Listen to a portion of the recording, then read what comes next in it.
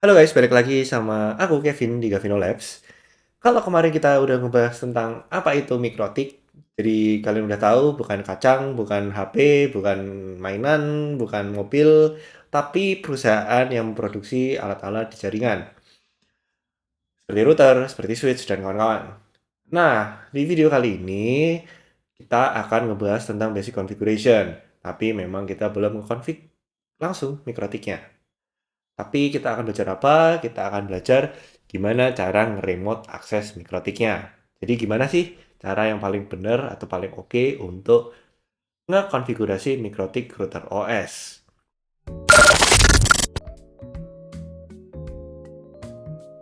Langsung aja, ada cara yang pertama yaitu kita menggunakan mikrotik software atau software yang didevelop sama mikrotik. Ada tiga, yaitu yang pertama ada Winbox yang banyak orang pakai. Terus ada Webfig, itu adalah website aplikasi yang bisa kalian pakai atau langsung tersedia di mikrotik kalian untuk mengkonfigurasi mikrotik router board kalian atau router OS kalian lah. Terus yang ketiga ada mikrotik app, dimana kalau misalkan kalian punya HP, kalian mau mengkonfigurasi mikrotik kalian bisa pakai yang namanya mikrotik app ini. Terus ada cara lain lagi nggak sih? Jawabannya ada. Ini cara keduanya yang paling kalian takutin, yaitu command line interface. Jadi kalau misalkan kalian pakai SSH atau Telnet atau serial port di beberapa mikrotik router port tertentu untuk mengakses atau mengkonfigurasi router OS, kalian bakal pakai yang namanya command line. Oke, kita langsung aja ke pembahasan yang lebih gampang dulu, yaitu Winbox. Seperti apa sih Winbox? Jadi ini adalah tampilan Winbox. Langsung aja kita pergi ke Winbox yang asli. Jadi ini adalah tampilan Winbox, di mana kalian bisa melihat yang namanya Neighbors, di mana Neighbors sendiri ini merupakan tempat kalian bisa melihat mikrotik yang terkoneksi di satu jaringan. Kalau misalkan kalian connect di jaringan A, terus kalian lihat di sini ada beberapa list mikrotik, nah itu ada mikrotik yang terkoneksi di jaringan kalian. Terus di sini ada komen tempat untuk login, bisa masukin username, bisa masukin password, dan ada Romon dan kawan-kawan lah. Kita akan coba masuk ke salah satu mikrotik di sini. Ketika kalian masuk, kalian akan disuguhi dengan tampilan menu di kirinya. Jadi ini adalah menu utama. Kalau misalkan kalian pilih salah satu menu utama, misalkan di sini IP, nanti kalian akan dibukakan atau membuka submenu, yang dimana ada beberapa submenu di menu utama IP. Misalkan kalian di sini bisa lihat ada menu ARP, media, setting, addresses, NAT PMP, SOC, DHCP client, bla bla bla, dan kawan-kawan. Nah, kita nggak akan belajar semua, kita akan belajar sesuai dengan materi MTCNA. Kalian juga bisa lihat di sini ada resources bagian bawah. Kalian bisa lihat mikrotik kalian, MAC address-nya apa, terus versinya berapa, terus RAM usage-nya berapa, dan uptime-nya berapa, dan tanggal, dan kawan-kawan. Dan juga bisa setting sebenarnya yang mau dimunculin apa aja. Oke, itu pembahasan untuk Winbox versi 4. Jadi kalian harus familiarisasi karena Winbox versi 3 kayaknya udah ketinggalan zaman untuk router port yang baru. Jadi kalian harus upgrade ke Winbox versi 4. Why not gitu? Biasain diri kalian lah. Jangan bilang, oh nggak bisa, gue udah kebiasa pakai Winbox versi 3 dan kawan-kawan. Please, kalian harus familiarisasi dengan Winbox versi 4. Karena menurutku lebih enak dilihat, ada dark mode-nya juga gitu. Oke, terus ada Webfix, udah kita bahas. Jadi untuk di browser ya, kalau kalian pakai browser, pengen konfigurasi mikrotik kalian bisa pakai yang namanya Webfix. Ini tampilannya kayak gini. Selanjutnya kita punya yang namanya mikrotik apps.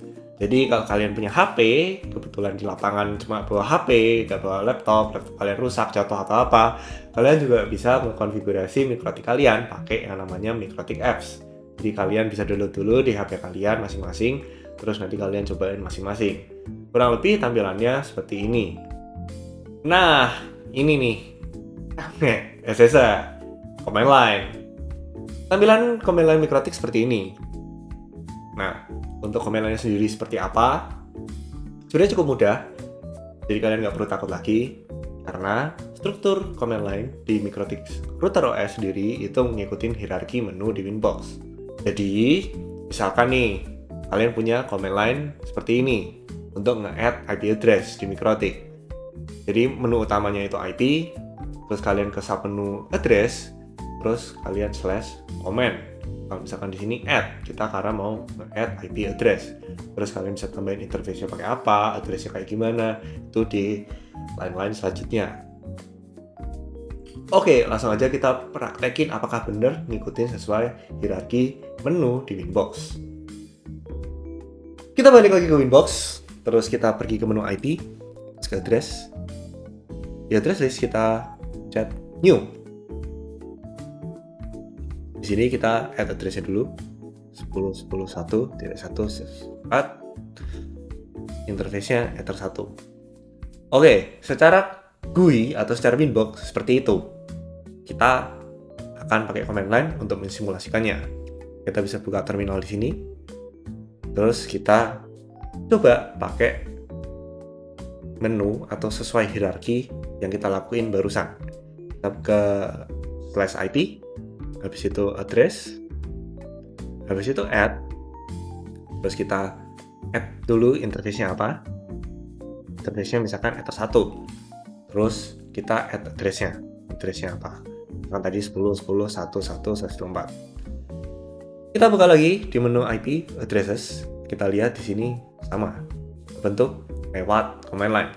Jadi sebenarnya simple kan, kita nggak perlu takut bahwa command line interface di MikroTik Router OS itu seribet atau sesusah di Cisco atau di Juniper atau di Fios dan kawan-kawan.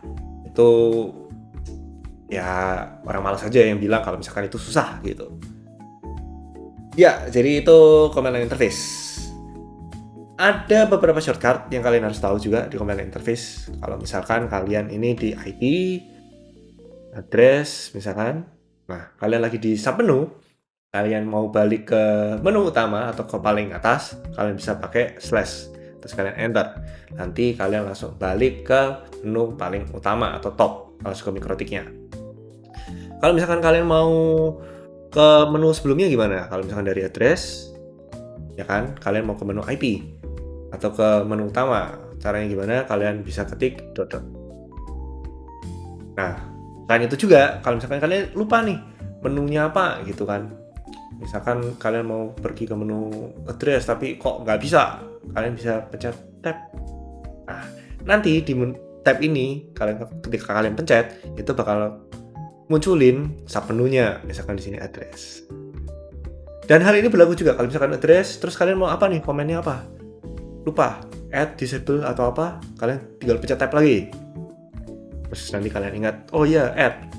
Setelah add, apa nih yang bisa kita masukin, kita bisa setting interface kah, network kah, address kah, gitu. Jangan di sini interface, sama dengan terus kita tab lagi. Oh, ada interface apa? Wah, ini langsung keluar nih guys. Kita bisa pakai pencet tab untuk ngeluarin beberapa macam hal atau helper lah istilahnya yang bisa kita pakai.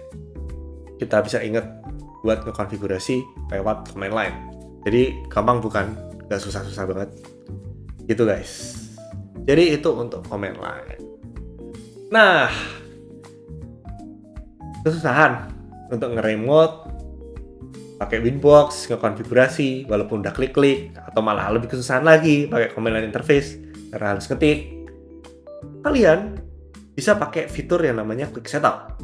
Jadi di MikroTik sendiri itu punya fitur yang memudahkan pengguna untuk melakukan Quick Setup atau ya tinggal colok, pencet dikit, jalan gitu MikroTiknya. Langsung aja kita cobain di Winbox. Jadi di Winbox sendiri, menunya itu di bagian atas untuk Quick Set. Terus, kalian bisa pilih konfigurasinya ini routernya sebagai router atau sebagai bridge. Selain itu, kalian bisa ngedapetin IP, DHCP client, atau static IP untuk routernya sendiri. Coba kita pencet automatic atau kita pakai yang namanya DHCP untuk dapetin IP address dari modem internet kita.